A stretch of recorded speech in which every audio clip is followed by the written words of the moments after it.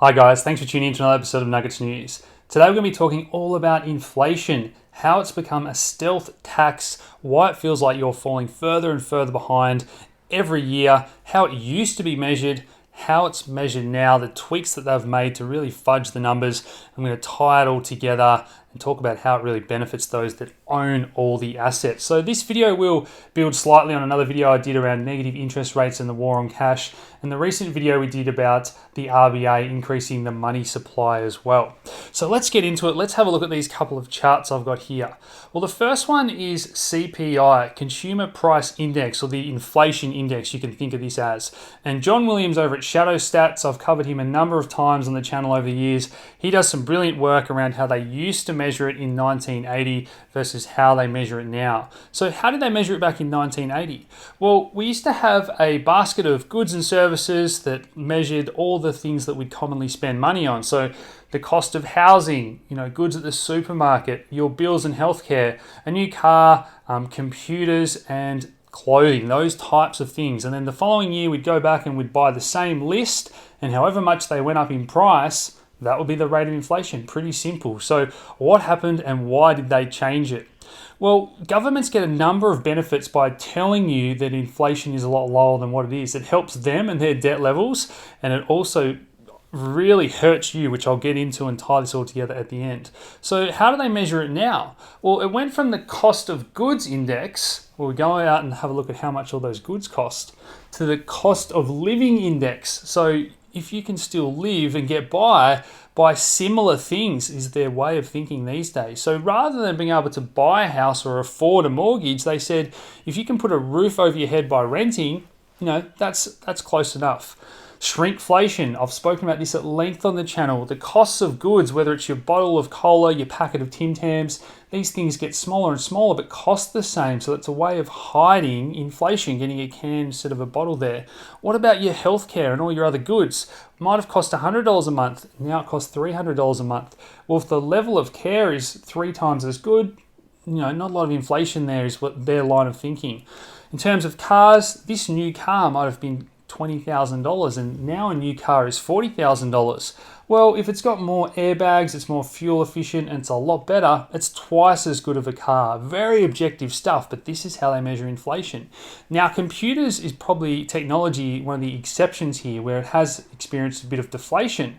Your 50-inch TV is a lot cheaper than what it was back in the year 2000. Now, that's because of the low cost of labor in Asia, mass production, Moore's Law, a lot of different reasons, but central banks actually fear that deflation. They don't want the cost of everything going down because they believe, all their textbooks tell them, that a healthy rate of inflation around 2 or 3% is good to grow the economy. And if things are going down in price, it means the economy is shrinking and the number of jobs is shrinking, all that type of thing. And that's what they don't want.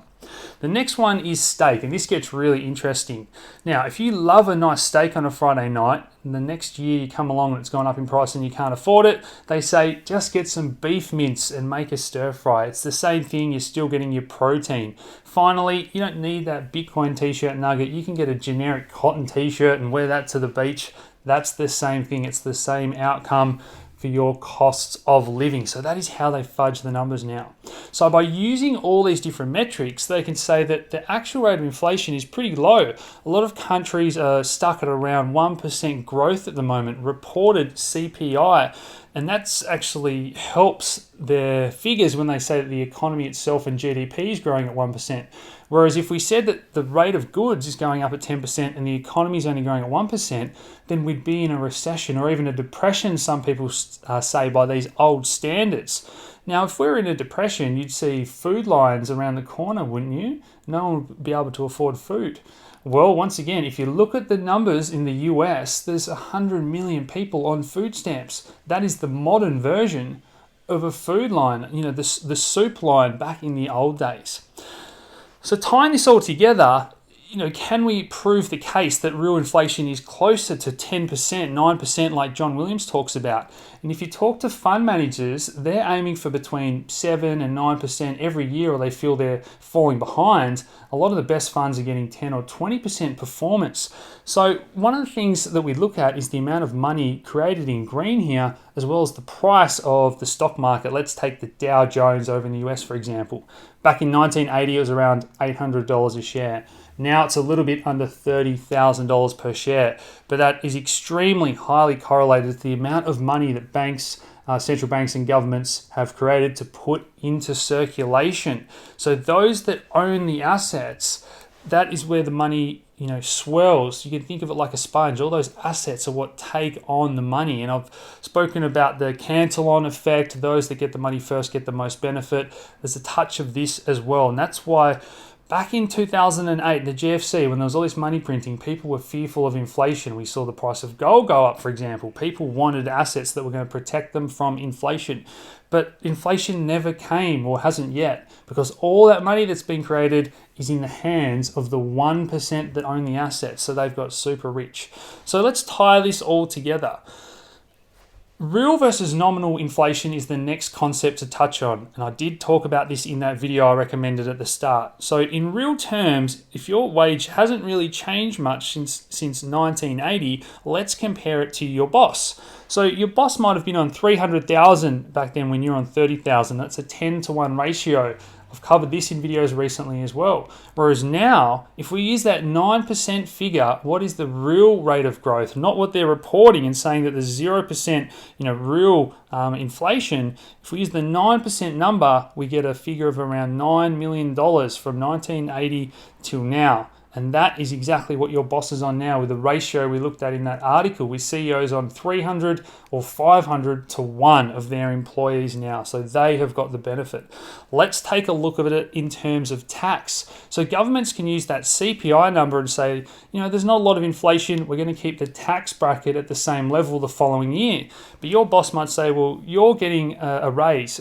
We've been growing at 10%. That's what the economy, or Facebook, Amazon, we've been growing at 10%. So staff are getting 10% more the following year. So you go from $30,000, you might be getting taxed 10%, your take-home pay is 27, and your cost of living is 27. So you're a happy camper. The following year, you might creep up into the next tax bracket that might be, say, 20% in the US. Again, I'm just using generalizations here to highlight the concepts. The reality is slightly different depending on what country you're in and the marginal tax rates and whatnot. But let's say you're on 33 and now the tax rate is 20%. So your take-home pay is slightly less. That might not be too bad. But where it hits you is the cost of goods. The government's telling you that the cost of goods is not going up, but that 27,000 and all the costs of living you have is going up 10% the next year. So it costs 29.2 thousand, but you've only got 26. So you're falling behind because of the cost of goods and because the government aren't using the correct measures to increase their tax brackets. So this is where that wealth gap widens. Just another reason why we see more and more inequality. Finally, let's have a look at benefits. So whether it's healthcare, Centrelink, when you can't find a job, if the real reported rate of inflation is zero, then $500 a week back in 2000 should get you the same amount now in the year 2020. $500 a week, you should be able to live off that. Well, what's the reality if inflation's actually closer to 9%? You would need $3,364 to buy the same basket amount of goods or services as that $500 would get you back in the year 2000. So this is pretty troubling stuff. I think it's reaching a bit of a breaking point when we see governments trying to raise taxes and then the yellow vests fight back and say, no thanks. Trump's doing his own things with tax rates and whatnot, but we know that world stock markets and asset prices are charging higher while the little guy has not got any real wage growth for a number of years. So what do you guys think? Are we in a modern recession or depression with all these food stamps? Is that the new breadline? Are people starting to wake up to this reality that their share of the pie, the percentage that they are getting and what they can afford, is less and less and less over time? The top 1% are getting all the benefit, and the majority, the 90% of us, or even more, are all falling behind. So I hope you've enjoyed that explanation. Please hit that like button, subscribe if you haven't already, share this video around, and I'll talk to you again soon. Cheers.